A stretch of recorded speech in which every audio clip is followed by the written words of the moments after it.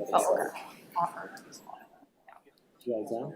No, this is really She'll be done by. For Pride. Oh, This Pride. I thought Saturday. it was celebrating. No. Oh, no, I'll be there for Pride. Yeah. Yeah. For sure. See, this is wine. Don't. I said the important stuff. I try. No, I just briefly glanced at it and I saw volunteers, so I just. So you know that customers' hours have started 2 to 7. I did. Right? Yep. As I did 2 loads of lunch between that time this afternoon and what? Oh, darn it.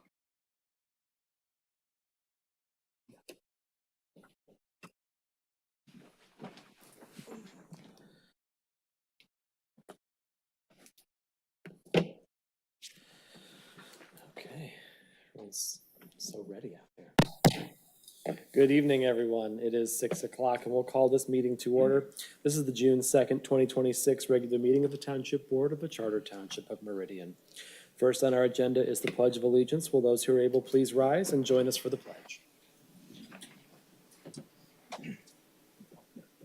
I pledge allegiance to the flag of the United States of America and to the republic for which it stands, one nation, under God, indivisible, with liberty and justice for all. By the way, I'm checking it's 31.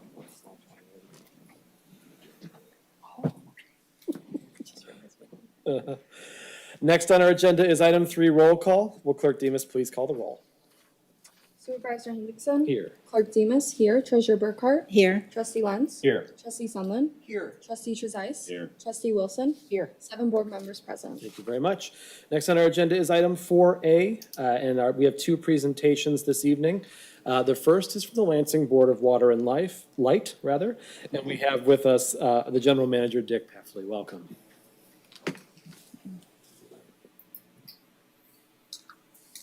Tonight, we have a very brief presentation, which will give ample time for you to ask any questions on any matters. So most of it's just a review.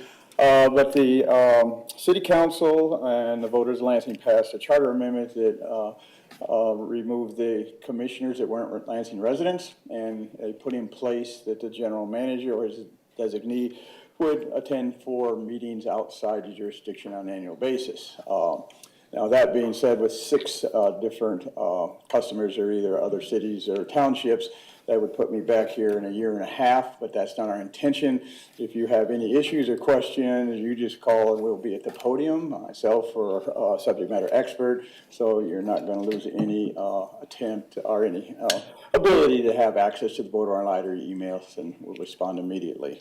So with that, we're just going to do a quick reminder that easy ways to report outages. We're hoping you don't have to use them, of course, but we have 4 different ways. You can call the outage line, you can text the outage, you can visit the outage center app, or you can download it to your smartphone. It's all of them are very user-friendly, and we do have one of the highest reliabilities in the state of Michigan right now with an average outage restoration time of 1 hour. And then we have 7 different ways you can pay your bill now. We continue to try to make that convenient for the customers in various ways, online kiosks at the local quality dairies, Dropbox. Talk to our people in person. You can drop it off. We get an amazing amount of people that want to come out and talk to us, and we're open for business to do that. And then next, we do have a new redesign bill. It's got some a little easier to read information on it. It also has some safety reminders, and it does comply with the new ADA standards that are coming out for color, so we've taken that into account. And then lastly here, we've got our signature events. If you want to come out for the 5K run, that always sells out. We just wrapped up at Dr. River where a couple hundred people came out for about the 15th year or so and helped clean up the river area there. And we do a golf for charity. That's raised $1.4 million already since we started that. Both golf courses out there at Eagle Eye and Hawk Hollow sell out in the first 15 minutes. So if you want to come, you better log on pretty fast. We'll continue to do our resource fairs. We've brought in more than $4 million to help customers in the service territory to pay their bills that are struggling to do so. ago. And then always our signature event is Silver Bells in the City, which brought out 55,000 people last year. So kind of a high note on the board, but I wanted to make sure you had give you ample time on questions on anything going on. I'd be happy to answer them for you tonight. Thank you very much. Board members, any questions? Thank you for coming. Yeah, I don't get off as easy downtown, so. Yeah, well, easy. I'll give you a couple of things just Sure. off the cuff here. Yes. Well, first of all, I do want to express our appreciation to you and your board for the good working relationship that we've had with Meridian Township and BWL. We worked to negotiate our new franchise agreement Yes. not too long ago. And that was about as painless as those negotiations can go, and we certainly appreciate the partnership. No, it went very smooth, and we're one of probably only two that have franchise fees now because they haven't been able to get them through their voters. But we understand that, and Meridian is a very valued customer. And like I said, just because there's not a representative on the board, which in your case only came up every 3 years, you have unlimited access to my office. Thank you. We certainly appreciate that. As do we appreciate, the ongoing, communication that we have when there are conflicts of right of way or tree clearing or whatnot. We certainly appreciate the continued open communication that we're able to have with BWL. And certainly we've heard very few complaints, if any, from our residents who are your customers. Yes. And so we're very thankful for that as well. I am curious because you did ask for questions. Yes. We have some pretty lofty goals in terms of our transition to clean energy in the township. I'm curious if you can give us just a moment as to sort of what efforts are underway at BWL, and if you have any goals in the next 10 to 20 years for, getting toward a more cleaner energy source. Yeah, absolutely. The current requirement for renewables is 50% by 2030. The goal right now is 15%. We're at 21%, so we're ahead of the goal, which is a good place to be because our last 3 renewable projects, which were large, were turned down by different governmental entities, federal, state, and local. Didn't want them in their backyard, so it's getting very hard. Siting wind is almost impossible now. We use wind for capacity. I don't like wind as an energy source. I like solar, and we're building a lot of solar. Solar is a little easier to get permitted, but of those 3 projects that were turned down, 2 of them were large solar projects, and so we're still looking around, but we're not giving up, and we continue to move forward on those goals. We're looking at cleaner ways to produce energy. Obviously, we've gotten out of the coal business. 5 years ago, we burned 2 million tons of coal a year in town. We don't burn any. We have our combined cycle natural gas plants right now, but we also have probably 300 megawatts of renewables, and then we back those with peaking units. So when the sun isn't shining or the wind isn't blowing, we use that, and we were supposed to have been invested in batteries so that we could charge at the night when energy rates are cheaper and discharge during the day. Where we were ready to pull that trigger, we actually got a $10 million grant from the MPSC, which baffles me because they don't regulate us. But the tariffs came on and pushed the price of batteries outside our reach, so we're hoping that will adjust and we will get back into the storage business. We are one of the few utilities that are long on energy, so we sell into the market on a daily basis, and any money made off of wholesale energy, we subtract fuel costs and refund that directly to the customers through a fuel cost adjustment. That keeps our rates very, very competitive compared to surrounding utilities.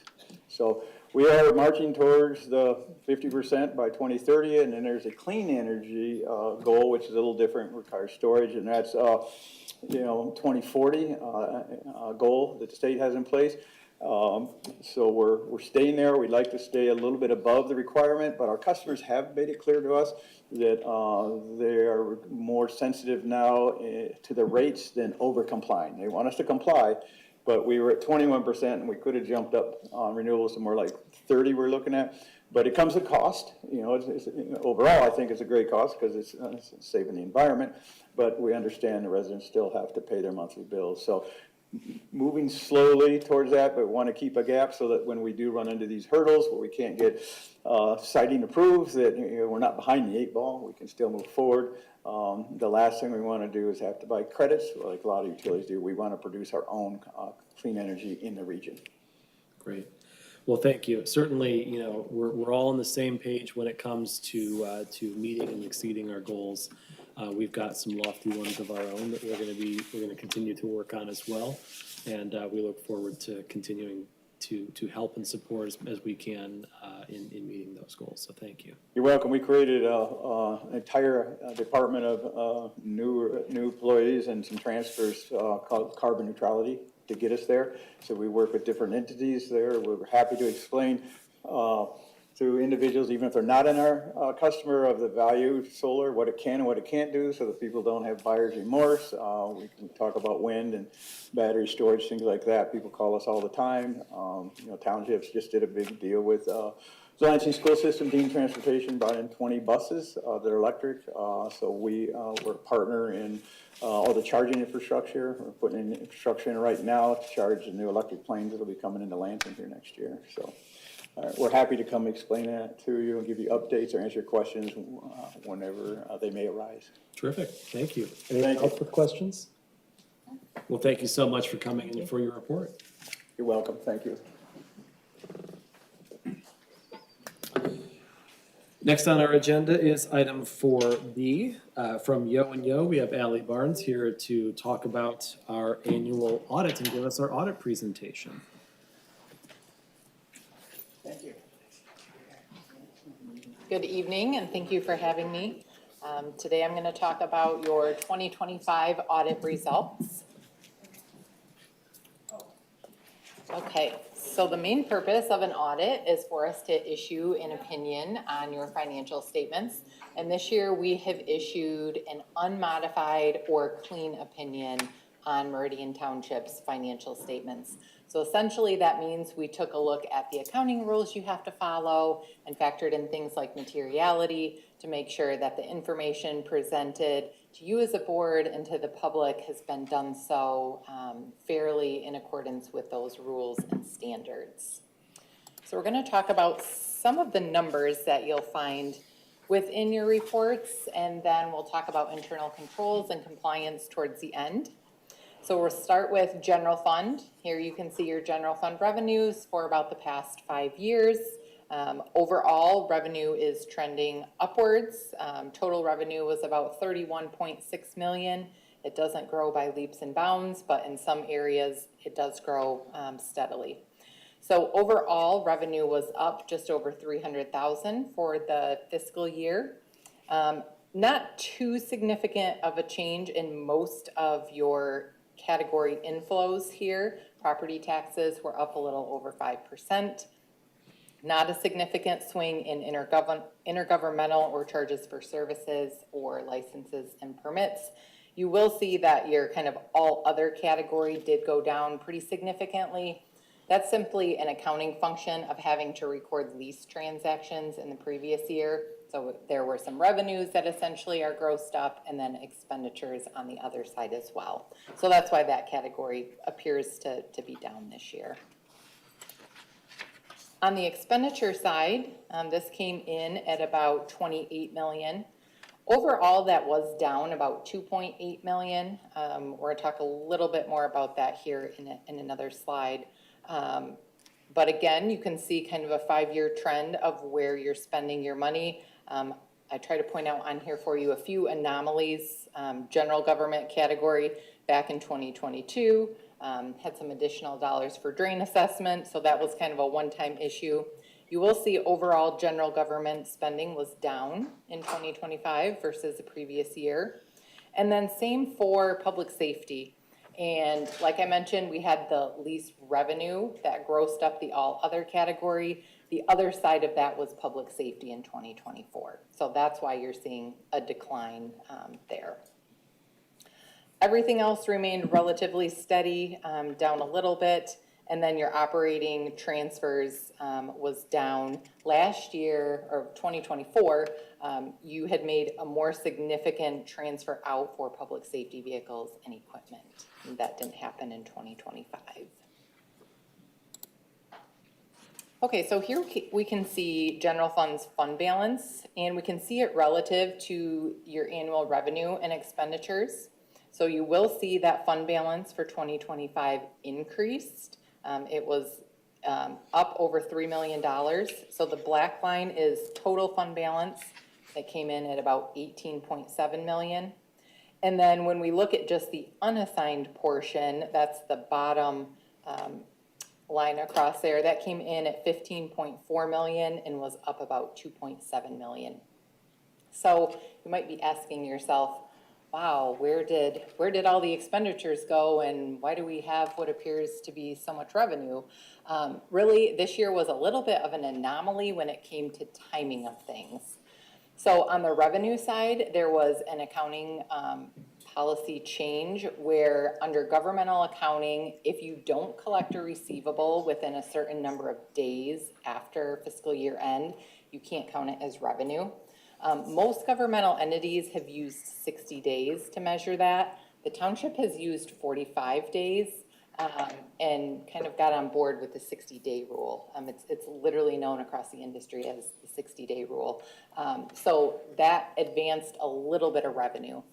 But the bigger piece really comes in delaying some expenditures. So some things that you had previously incorporated into your budget just didn't end up happening yet, but will. So don't get too excited. Okay, when we take a look at what makes up your fund balance categories, as I mentioned, unassigned is the majority, about 15.4 million, that bottom dark blue. You have a tiny amount in assigned fund balance of about 332,000. That is the amount that in the original budget you passed for 2026, you anticipated spending fund balance. So that's just showing, here's what we think we might spend down. The next category up is your committed fund balance. That's about 2.3 million and relates to the pension stabilization dollars that have been set aside. And then lastly, there's about 600,000 that is considered non-spendable because the cash has essentially been spent already for some prepaid items. Changing gears here to water and sewer activity. We'll start with the water fund. Here we can see operating revenues and expenses for the past 5 years. One thing to point out, 2021 through 2023, this particular fund saw operating expenses in excess of operating revenues, which we generally would not want to see. It's indicative of rates not being high enough to cover operating expenses, including your depreciation, which makes it very hard for capital improvements to happen without going out and bonding for projects. You'll see in 2024 that had flip-flopped, and in 2025, your operating revenues still outpace operating expenses due to the rate increases that were approved. So total operating revenues came in about 9.9 million versus operating expenses of 8.6 million. And then kind of the gap in between there, I like to see what happened with capital outlay, because essentially you're hoping you have more coming in so you can put money into some capital outlay. There was about 800,000 there. Then on the sewer side, this fund has had operating revenues outpacing operating expenses by a relatively heavy amount.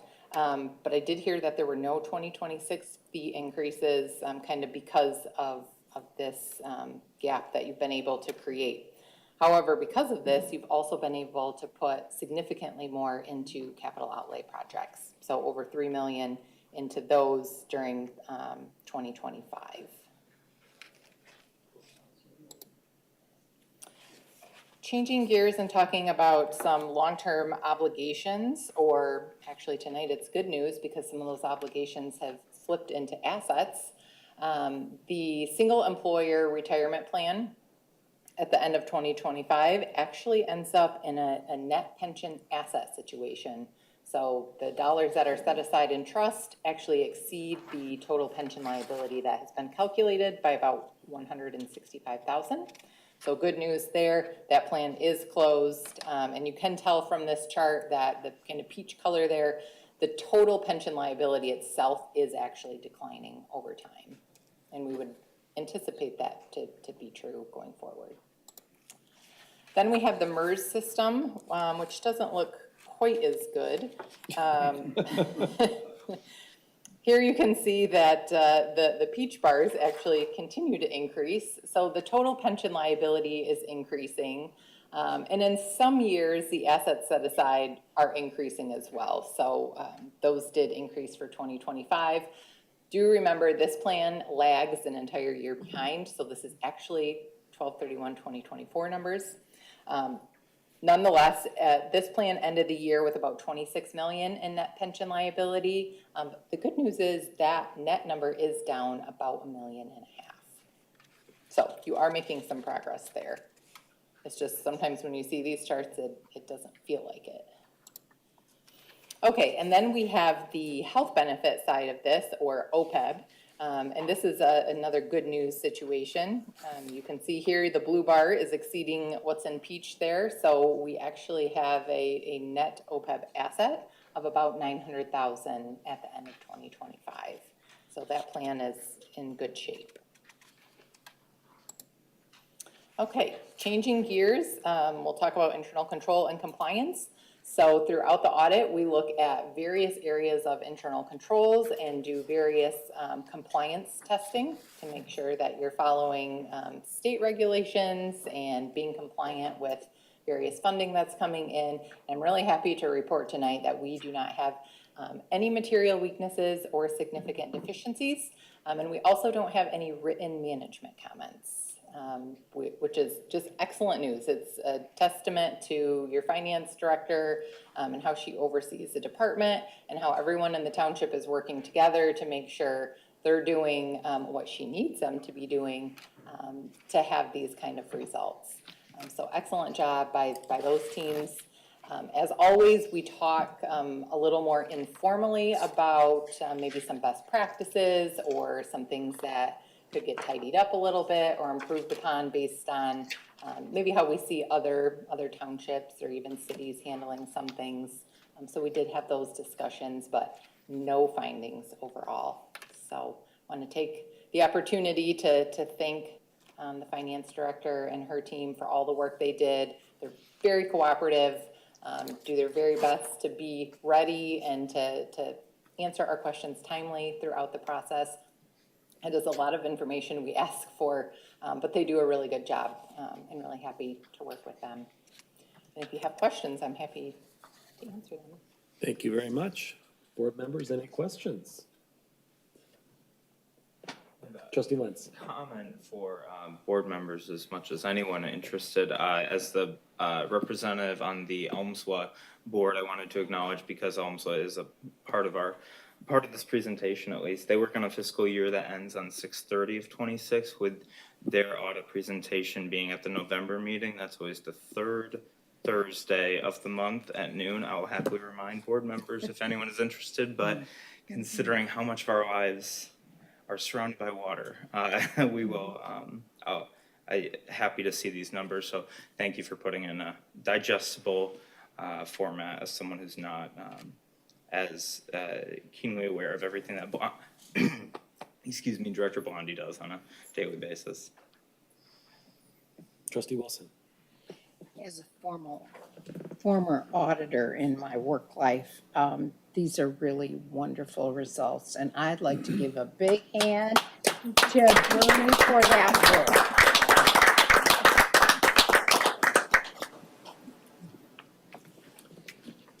Other comments or questions? Well, thank you, Ally, for coming and presenting this evening. You know, we are fortunate enough at the end of 2024 and then also 2025 for our finance director's work to be acknowledged with a certificate of achievement in financial reporting. as well, which is in the full version of the audit that you provided this evening. And I think the lack of additional comment, I think it might be the first time since I joined the board that there weren't even small comments on the audit. And so we're very thankful for that. Can you tell me am I right in seeing that it's 76% for the MERS pension funding? That sound about right? That sounds about That's right. correct. Okay. I just want to acknowledge, we set aside additional money for our liabilities each year. And I think it was something in the order of 55 or 56%, somewhere like that, just 10, 12 years ago. And I want to just take a moment to consider how much growth and how much progress we've made toward that goal. 76 may not seem like, an A plus in some worlds, but, I think when you look at the context of, the progress we've made, and we've done a pretty good job of closing that gap pretty substantially over that period of time. And a lot of that has to do with not just the financial stewardship that this board has put forth, but also the generosity of our voters who voted an extra millage to support police and fire and the post-employment liabilities that come along with those. And so, we are appreciative to our voters as well, who have made this a priority and made good financial stewardship a priority, and have helped us to make the progress that we have. And so, thank you for this. It's always a pleasure to spend a weekend taking a look under the hood financially in as much detail. We certainly appreciate that and your hard work. You're welcome. Thank you. Thank you. Next on our agenda is item 5, citizens address agenda items and non-agenda items. We seem to have a relatively limited public in attendance this evening, so I will truncate my speech and say, you've got 3 minutes, as you've had at our last meeting. If you give your name and address, please, at the beginning of your remarks, we'd appreciate it. Thank you. So My first up name is is Everett Root. Everett Root, yes, 928 Ribbonell Drive in Hazlet, and I'm just here in support of item J on tonight's agenda, the Senate Bill 999 submitted by Senator Singh, May 21st, that will assist or will create a funding opportunity for statewide aerial photography. Very pleased that you are willing to take a look at this and write a letter of support, hopefully, the outcome of tonight's meeting. I plan to be here through that part of the agenda in case you have any questions about anything that's in there. And I'd also like to introduce Ms. Ulrika Zay. She is the current MySale program manager, and she stopped out to observe the festivities tonight, and we'll be here to make sure I answer all the questions correctly. And again, she's the manager or project manager of this, and so these funds are all going to be well stewarded and in excellent shape, or used with excellent care. So anyway, that was all I had for tonight. Thank you very much. Anyone else from the public wishing to address the board at this time? Seeing none, public comment is closed at 6:27 p.m. Next on our agenda is item 6, the Township Manager Report. Manager Dempsey. Yeah, a few items this evening. Thank you, Supervisor, and good evening, board members. So the first one, I want to echo the thanks to Bernadette Blondie, our finance director, and her team for all the great work that they do. It's a day in and day out thing, as well as the support of all the directors and staff across the organization that take the financial stewardship of the township seriously and do the work that has to get done to make that possible. So thanks to them, and thanks to Allie Barnes and her team at Yo and Yo. It's been a pleasure to work with them as our auditors. So thanks all around on that. I want to provide the board with an update on a project some of you might be familiar with, but others may not. So back when the Sparrow ER facility on Jolly Road was constructed, one of the requirements that they agreed to, or they actually presented, I believe, in the township, worked out an arrangement, was to provide extended water main to the homes on Kansas Road, as well as $10,000 per home to connect to that water main. So out of the 14 properties that could connect, 9 have connected. The program timeline is now sort of ended, but we're very pleased to see the majority of people took advantage of that. A number of the property owners simply did not want to take advantage of that. And I think only one property owner had to pay some dollars above that 10,000. So a really good program, was able to connect those households. So we're happy that it's come to a conclusion there and that those owners were able to take advantage of that. So a good benefit of that overall development project. And then the last thing this evening, of course, we're in the summertime, so lots of events and activities. Tomorrow night kicks off the concert summer series at Marketplace on the Green at 6:30 p.m. with Sea Cruisers. They're a 50s, 60s, 70s band. They have a big following in the area, so I'm sure there'll be a lot of people down there. It also overlaps with the Wednesday Farmers Market that goes from 3 to 7. So again, Farmers Market 3 to 7, concert starts at 6:30 and we'll obviously go past 7, but encourage all of our residents to go down and take advantage of that event. So, and that's all I have this evening unless there's any questions. Thank you. Any questions for Manager Dempsey? All right, seeing none, we move on to agenda item 7, board member reports of activities and announcements. Any board members with activities and announcements this evening? Trustee Lenz. I have an announcement for board members and members of the public who might be interested in this very intergovernmental meeting. But on June 25th, we will be hosting the Michigan Township Association Ingham County Chapter General Meeting here in the Township Hall, starting at 5:30. Jim Patton, the new director of the Ingham County Road Department, will be presenting, speaking, as we all know on the board and some folks in the public I'm sure do as well, the interaction between county and township road work is fascinating, and Meridian is very lucky to have the amount of resources we do to dedicate to that, but that doesn't mean that we can't always improve that relationship with the Ingham County Road Department. So Tim, I know, is aware of it, so we'll have room for any and all to come attend that meeting. Thank you very much. Others with yes, Trustee Wilson.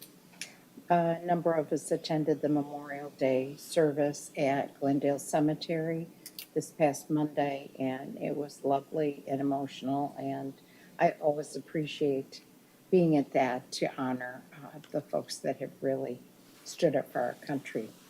And the other thing I attended last week was the police neighborhood leaders meeting. They have this quarterly, and I'm happy to report that we heard of no crime, and a lot of gratitude for the traffic officers that are out, that probably all of you see frequently, more frequently now, and that we have really improved that program for traffic safety. Thank you. Thank you very much. Clerk Demas. Ballots are available 40 days prior to the August 4th primary election, so ballots will be going out June 25th. Terrific. So be looking for your absentee ballot shortly after that. Others? I will add, I also attended the Memorial Day celebration on the 25th, and I'll add my thanks to Clerk Demas for organizing it, as has become tradition for the clerk's office over the last many years. And also, of course, to our staff who helped to set up, and the speakers who came out and gave a nice talk, and of course the Meridian Community Band, who every year is tremendous. So thank you to everyone who participated and helped to make that event happen. To Trustee Wilson's point about traffic safety, we have word from Chief Grillo that you'll likely be seeing a few more cars on the street over the next couple of months. With school out of session, our folks who are assigned as officers in the high schools as community liaisons will be also helping out on the roads. So you might be seeing a few more police cars, so adjust your speeds accordingly. And then the biggest news, I think, perhaps, I know there's a number of residents out there who had been following the high voltage lines project with ITC.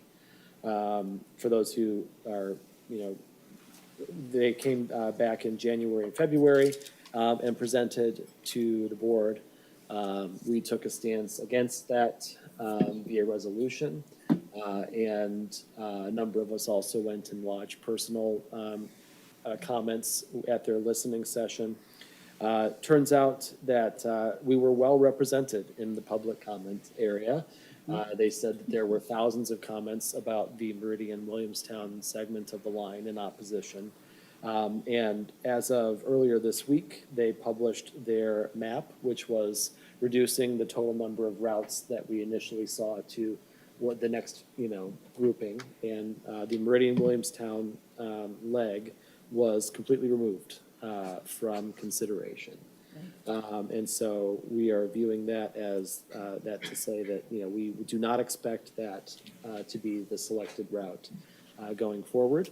And so just want to thank our residents who organized and made their voices heard, both to us and also to ITC.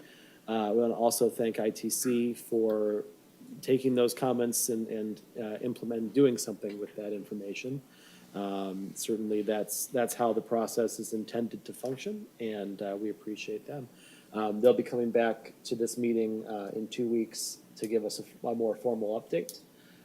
So keep an eye out for that, but seems like we have some pretty good news on that front. And that, if there's no other reports, we'll move on. Next on our agenda is approval of the agenda. Do we have motion to approve the agenda? Treasurer Burkhart? So moved. Moved by Treasurer Burkhart. Supported by Trustee Wilson. Any comments on the agenda? Seeing none, all those in favor, please say aye. Aye. Any opposed? Motion carries. Next on our agenda is item 9, a consent agenda. We have a number of items on our consent agenda this evening, including communications with the Township Board. We have 2 sets of meeting minutes, one from our listening session on May 12th, and one from our regular meeting on May 19th. We have the bills, a resolution in support of Pride Month, a resolution in support of Flag Day, a resolution in support of Juneteenth. A lot of things to celebrate this month. We have an introduction for 2 ordinances. One is the 1745 MAC rezoning, which we heard about at our last meeting. The next is our parking ordinance update. This is our 3rd one that we talked about at our last meeting. We have a block time contract with Brightline Technologies, the letter of support for Senator Singh's aerial imagery legislation that our public commenter mentioned, the flood mitigation assistance, Swift Current grant agreement, and then an appointment to the Environmental Commission. Whew. Any motions on the consent agenda, Clerk Demas? I would first like to point out that I noticed a spelling error on the May 19th, 2026 regular Township Board meeting minutes. Director Smith's name was spelled incorrectly, so I will move to approve the consent agenda with the spelling error corrected to the May 19th, 2026 regular Township Board meeting minutes. Thank you very much. It's been moved by Clerk Demas with amendments. We have a support? Support. Supported by Trustee Trezise. Any discussion? Seeing none, will Clerk Demas please call the roll? Clerk Demas, yes. Treasurer Burkhart? Yes. Trustee Lentz? Yes. Trustee Zunlin? Yes. Trustee Trezise? Yes. Trustee Wilson? Yes. Supervisor Hendrickson? Yes. Motion carries 7-0. Thank you very much. And in relation to the listening session minutes that we did just approve, I'll also point out that if you weren't able to attend the listening session, there is a summary available on our website, which is meridian.mi.us. You're welcome to go take a look. Lots of questions were asked and answered and summarized for posterity's sake on the website. So keep an eye out for that if you're so interested. Next up on our agenda is item 10A, August early voting plans. And for a short presentation on that, we have Clerk Demas. Madam Clerk. I'm gonna go there if that's okay. Terrific. Yeah.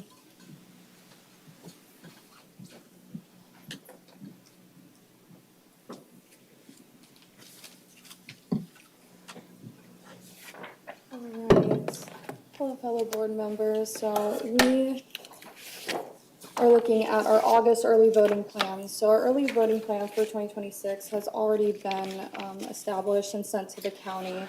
However, we did notice that Celebrate Meridian is scheduled on the same day as the first day of early voting. Early voting will be for 9 days, as in accordance to Michigan election law. So because of this, we are looking to make a change to these plans. Now, we have 2 options for board members to look at. The first option is the easiest one.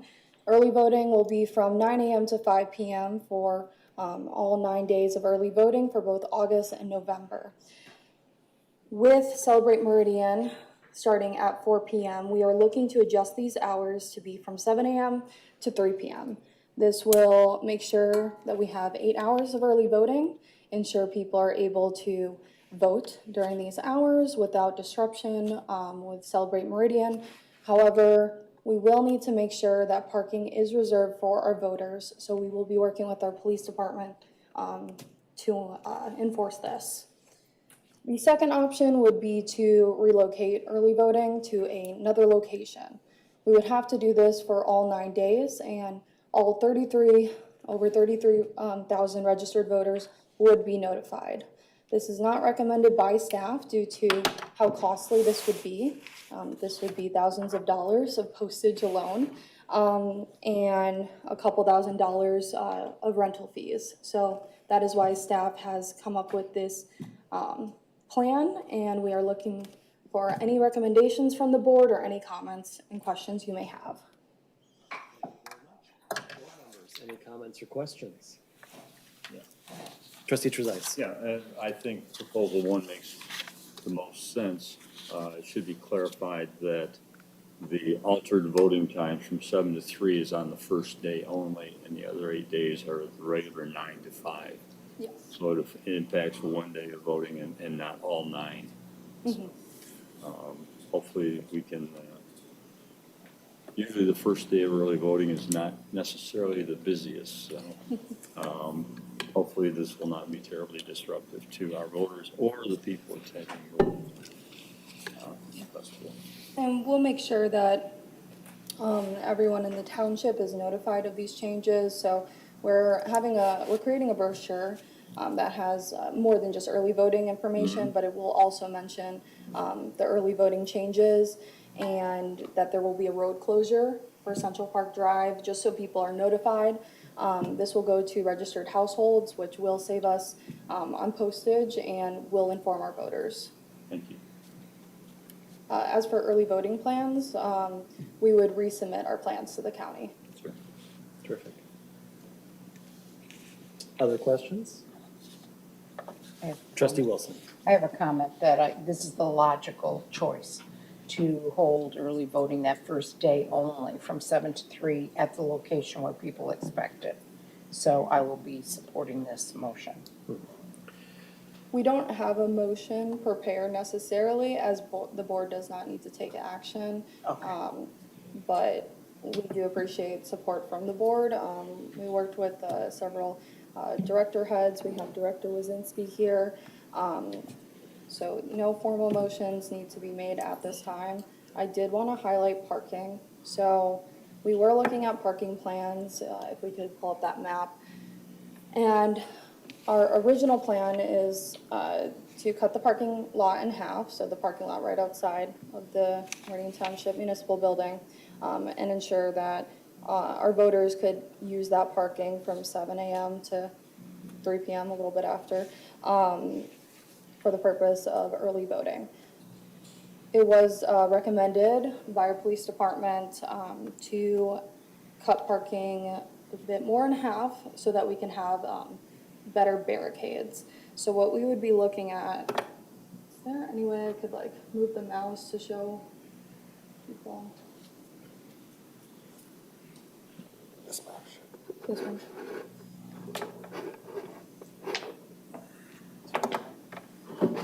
Okay, essentially we would be looking at this parking lot right here. So this would be the right entrance parking lot. Looking forward at the municipal building. This is 17 parking spaces with 2 handicap accessible. Now I understand that is limited parking, so because of this, while talking to the police department, they suggested opening up a corner over here to use for parking.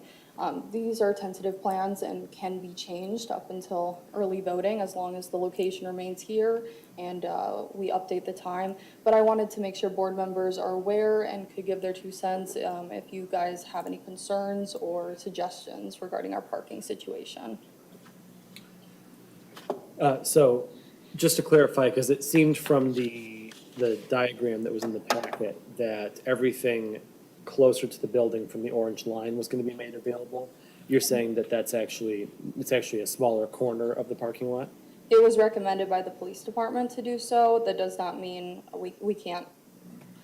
We can make what the plans are being proposed, we can make that work, if that is the board's recommendation. We just have to consider safety because we will be having, vendors over here. And we want to make sure that people parking on this end of the lot are not going to, pose a safety risk to our vendors at Celebrate Meridian. Yeah, I think, you know, we're gonna have to sort of be flexible on that day as much as we can. If it were up to me, I think probably I would take the whole row that's closest to the grass median there This one and here. make that available and cut off from the parking spaces directly across from that, even on the one side of the white line, just to have possible overflow. If it's possible, I think you could probably keep folks decently contained on one side for vendors and whatnot. Just, you never know, right? It's gonna be there's plenty that's on the ballot in August. You might see people coming out in higher numbers than we have seen in, you know, previous years when there wasn't such a contentious set of primaries on the ballot. Might be worthwhile to be careful and be safe about that. Alternatively, if you wanna just do that one corner, if you've got, you know, the folks on speed dial who can move the barriers to add a few extra spaces if things get hairy, that's a perfectly fine option too. But I think it's just worthwhile to consider what expanding that might require. Yeah, I appreciate that recommendation. That makes the most sense. I mean, as much parking as we can have on that day, is what we're looking for. We really don't want to have people parking here for Celebrate Meridian and then be told they have to move their cars. So, and then we'll have voters waiting to be able to park to go to vote. So yeah, we're still working on this. For now, this is the plan. Director Wazinski, do you have any comments about the parking? Yeah, I want to add that where it's currently laid out that gives the entire loop for people to get in and out. So, and we want to block it. We're not having vendors on the west side, but that's where the children's area is. Right. So we just want to give enough buffer for that. So, yeah, we can work to make sure all the logistics are there, but that's why you see the hard barriers at the Nokomis Village area, just so that people can come in and then go out. Yeah. And not really have, because you will not be able to enter off of Central Park. It will only be an entrance off Marsh Road.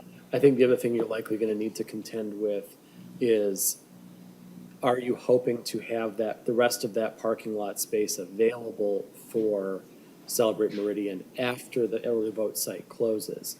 And if so, what do you do when someone decides, hey, I'm just gonna leave my car there and, you know, and try to go enjoy the event as well? So our plan was to hard block the Marsh Road entrance after early voting. Sure. The challenge is gonna be who's already there. People who are already there, yeah. Yeah, so that would require somebody to monitor the Marsh Road to allow people to get out. But I will tell you, that gets really troubling at Celebrate because people do want to park there. So having safety personnel out at that entrance and help guiding too, because people, they're going to naturally come in Central Park. So trying to get the word out, the pamphlet's a fantastic idea. So, yeah, the little logistics we're working through, but I would suggest leaving that whole half of the parking lot open. It keeps the safe buffer from the kids area and from Nokomis and the village, which are also participating in Celebrate. So, but yes, Clerk Demas and I can figure out the very fine, minute details for sure. Yeah, and I'll echo that this seems like certainly the best option compared to having to move it, rent a space, and also, contend with notifying residents who have been doing their early voting here in the township hall for a couple of years, a couple of cycles now. Trustee Trezise, I saw you had a question. I forget what it was. For Celebrate Meridian, we don't normally allow parking in there anyway, do we? Right. No, we don't. So it's only access to the voters, so somehow we'll have to screen them at entry as well as Yes. make sure they get out of there. And the other question I had, does this screening hours need to go to the election commission before it goes to the township, to the county? Let me get back to you on that. I have been in touch with the county and it was suggested to resubmit the early voting plans. I would just have to verify if we have to go through the election commission, as we did not previously for our early voting plans. But it might be helpful just to have, the election commission discuss it at our next meeting. Okay. I feel comfortable that we don't have vendors, in that section, so I think leaving it as is makes the most sense. And I should mention, we will be having part-time staff, looking out for voters, gently providing information that this is, for early voting, parking only, and showing them where to go and how to leave and where the parking is for Celebrate Meridian. I do want to mention that there is an abundance of parking for Celebrate Meridian, so I know that people may feel encouraged to park as close as possible, but the mall does have ample parking, so we'll be encouraging that. We're working with our police department, who will have more officers stationed on that day. Yeah, any other questions? Terrific. Trustee Lentz. Question, Director Wazinski, sorry I saw you going back and forth, but here we are. No, I just, sad to see that, might be without the cultural celebration for Celebrate Meridian. Is there any way to, this is my memory from last year, but it feels like the eastern side of Central Park Drive was open. Is that not an option for putting a, stage there for that, or is that not really a topic of conversation? No, I hadn't considered in Central Park itself. Moving it from the municipal building here closer to the stage, we have music happening. So I just didn't want it to conflict. Yeah. But what we plan to do for this year is to have a cultural day. So we'll have another celebration that will be very similar to the performers, but maybe be able to add to it with food and, dress and attire. So for this year, I think, we'll still continue, we'll still keep that momentum going. Yeah. But we'll just do it for the cultural performances specifically. Great. Yeah, I love to see I guess I should say last year I was quite surprised by how full that stage was with various performances. I mean, it was very impressive to see the many cultures of Meridian Township represented, so thank you. Yeah, and we had a 20 by 30 tent that was full. So that's another consideration. It gets very hot on the asphalt. Yeah. And most people were, Yeah. crowding next to the stage to try to get some shade. So the tent was full last year. So it was very exciting. Yeah, last year was a warm day, so. But I concur with everyone else's choice on options for making this happen.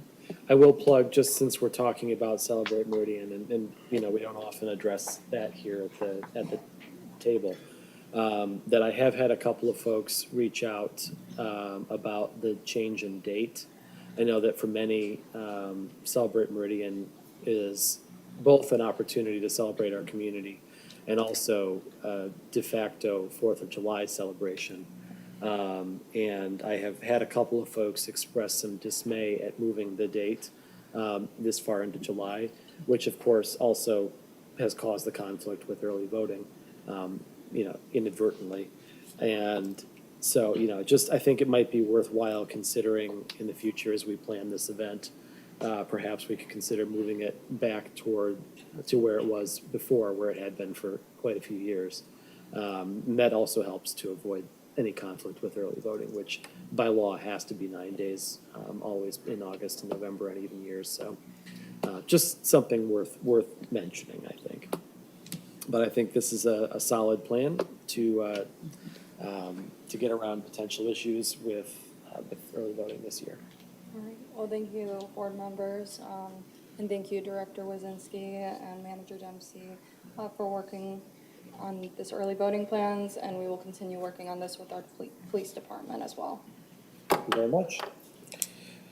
Next on our agenda is item 10B, polling location changes, and Clerk Demas is going to tell us a little bit about that as well. All right, yes, so I'm here again regarding our upcoming elections. So we are looking to establish 2 polling locations. These are polling locations that are required to change in some way or another. Previously, I did submit a memo that had a bit more changes than this. And we did have a last minute change because one of our polling locations, the facilities that we were looking into did accept our proposal. So you'll see here that we present 2 options to the board. Option 1 addresses the required changes only, while option 2 includes staff recommended changes. So precinct 2 for option 1 will be relocated to Hazlet Community Church for the August 4th, 2026 election and subsequent elections. Hazlet Community Church is currently a polling location for precinct 4. And earlier today, I was able to stop by and talk to the church and staff there. And they did say that we could add another polling location to this facility. This was not something we were considering before due to space limitations. But just wanted to thank Trustee Wilson for going to my staff and letting us know about this opportunity. And so we stopped by today and they seemed open to this. So I have updated the board packet to reflect these changes. Precinct 3 for option 2 would be temporarily relocated to Hazlet Middle School for the August 4th, 2026 election, and then remain at Hazlet Community Education for subsequent elections. Now, this happens, to my knowledge, each and every year that we use Hazlet Community Education as a polling location because they are only available for May and November. For August, even if they have it so in the past, it is not recommended by Hazlet public schools because they have, I believe, childcare during that time. So they have had issues in the past with rescheduling. And so what we did for last year's election, for that August special election in 2025, was we used Hazlet Middle School and we sent out temporary change notifications to our registered voters. That would be option 1. That is something we could do. There would be no change to this polling location except a temporary notice that would go out. And then we would not have to notify any change happening in November because they already would be aware of their polling location. Option 2, we would still relocate precinct 2 to Hazlet Community Church. But precinct 3, we are recommending to be relocated at St. Luke Lutheran Church so that we can avoid all of these notices to our voters and have a permanent location. This would be for the August 4th, 2026 election and all subsequent elections. St. Luke Lutheran Church used to house precinct 1 and 2 prior to precinct consolidation. And while we would be expecting more voters this time, we would have the space to have voters park and to vote in this space that we have our polling location at. So these are my recommendations. I have included maps to reflect these changes, and I'm here for any questions you may have. Thank you very much. Board members, questions? Trustee Wilson. I think this is the most expedient way to handle the issues that we're having with the August election. I don't think we have any other choice, and I think we're fortunate enough to be able to meet with the Hazlet Community Church Board this morning and facilitate getting that precinct added in addition to the existing precinct. So I'd like to see this happen. I think it's very important that we send not only a voter, a new voting identification card to our residents, but also send a letter to these 2 precincts that are affected so that they understand the nature of the temporary move from from Hazlet Community Education and also the permanent move to Hazlet Community Church. So I'd like to ask the clerk to take that under advisement, that we send a letter along with the voting ID card. I don't know how the rest of you are, but when I get a voting ID card, I don't even look at it. So I think it's important to raise awareness about that. I also think it's important that once these two elections occur, we're going to look at a very different election situation for 2028. We're probably going to have a record turnout, is what my guess would be. So I would like to see us go back to the drawing board and ensure that we have a map that makes sense, that we make permanent location changes as necessary, and just look at the overall, the holistic approach to how we have our polling places. So I would encourage the clerk to reach out to others that might be interested in helping with that, and to undertake that activity sometime in 2027, so we're prepared for 2028. Thank you. Thank you. So just to clarify, if the board is seeking to go forward with option 2, it would not be a temporary move and then a permanent move. That would be just 2 permanent moves, we suspect. And so that would be in effect for both of the 2026 elections that remain. That's correct. So that is slightly less confusing. Yes. I don't disagree. I think more communication is always better in a situation like this. For my part, I would support option 2 over option 1. I think the fewer number of times that we have folks move to different polling places, the better. I also agree with Trustee Wilson's comments on looking at some changes. It's never made, and this has been true long before Clerk Demas was here. It's never been clear to me why we have a polling location, for example, that is located within precinct 14, and yet we send folks from precinct 14 over into precinct 13 to vote. It feels like there's the majority of the residents, the population in precinct 7 is equally close to Faith Lutheran, which has housed a number of polling places in the past. And I think you can solve both of the 2 problems I suggested by moving precinct 7 into precinct 8's polling location and splitting 14 over into the Ingham County Rehab Facility. Just one of a couple of different things I think would help people to feel like their polling place is nearby. But again, that's not on the table for the moment. For the moment, it's a question of solving the issue of the 2 polling locations in precincts 2 and 3. And I think that option 2 provides a very easy to understand, easy to communicate solution for our voters in those 2 precincts. So I'll be supportive of that this evening. Trustee Trezise. And I also, we need to make the moves this year, and I think option 2 makes a little more sense. But before 2028, I would like to search high and low to find a voting site for precinct 2, which is closer to precinct 2. I know there's a church up on Towner Road that might be available. I don't know if you've checked with everybody there, but there aren't a lot of large buildings there, so it does make it problematic. But I would like a little closer than the other side of the township. Yeah, I can tell you that my staff and we've reached out to other departments, including Deputy Manager Opsmer and Manager Dempsey, just to see what options we would have, any community partners, any community relationships, so that we can see if we are able to have a polling location closer to precinct 2. We could potentially use churches that are within the city of East Lansing, their district, as long as it was previously within the district of Meridian Township. We have reached out to a number of churches. I don't have the list in front of me, but if you name a place, I can almost guarantee we've knocked on the door. And some places have turned us down due to security and just not the right time. But I can guarantee we are doing our due diligence, check every location we can, because we need it to be closer. Sure. Okay, thank you. The one place I was curious if you reached out to was the Parkwood YMCA. I know that they're technically in precinct 3, but they are much closer to precinct 2 where the population lives.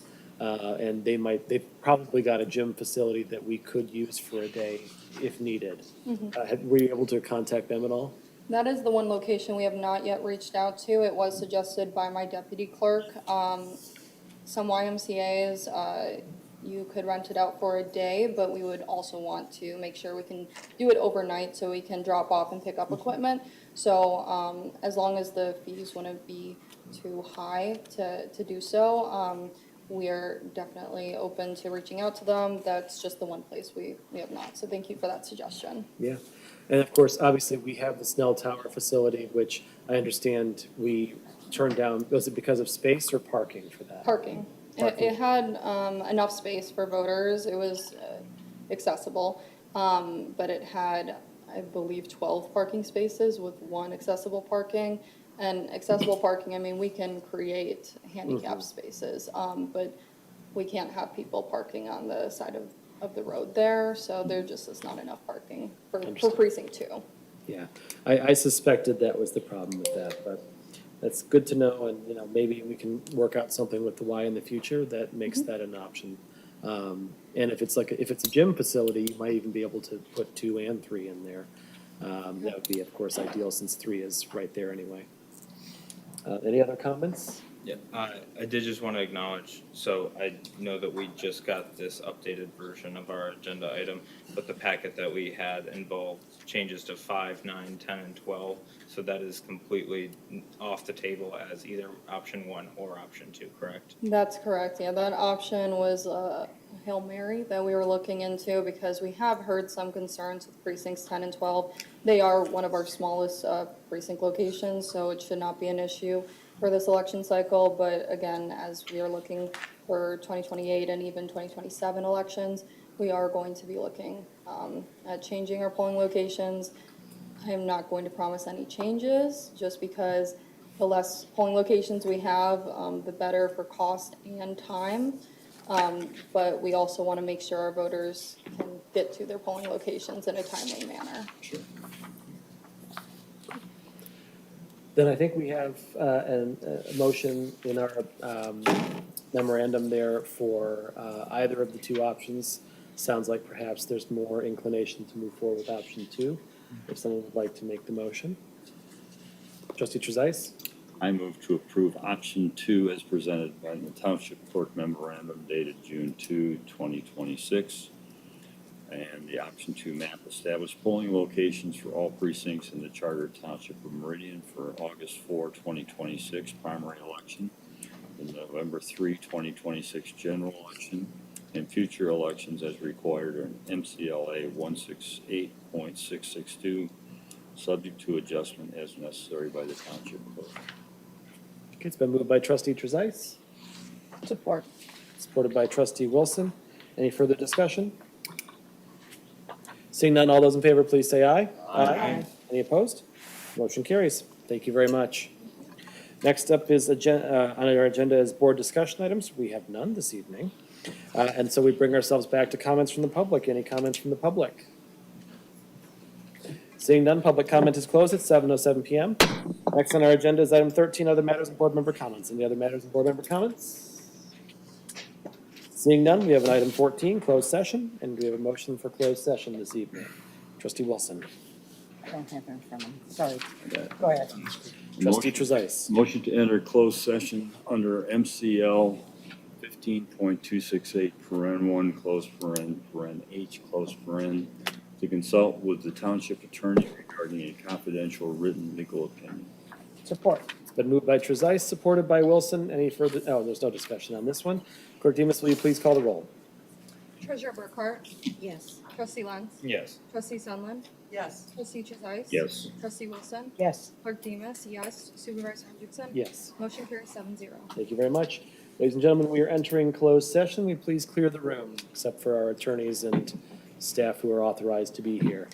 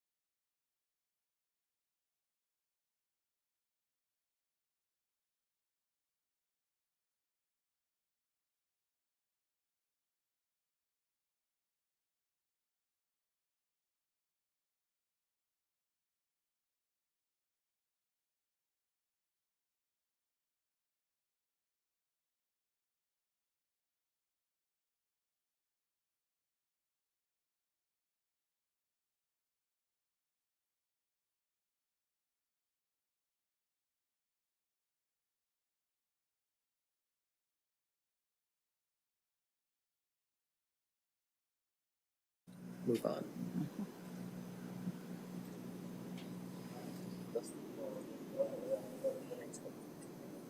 Okay.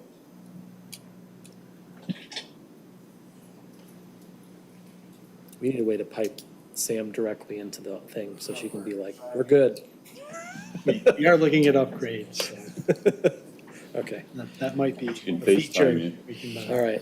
We will re-enter open session at 8:41 PM. Next on our agenda is item 15, adjournment. Do we have a motion to adjourn? Motion to adjourn. Moved by trustee Wilson, supported by trustee Lentz. All those in favor of adjournment, please say aye. Aye. Any opposed? We stand adjourned at 8:41 PM.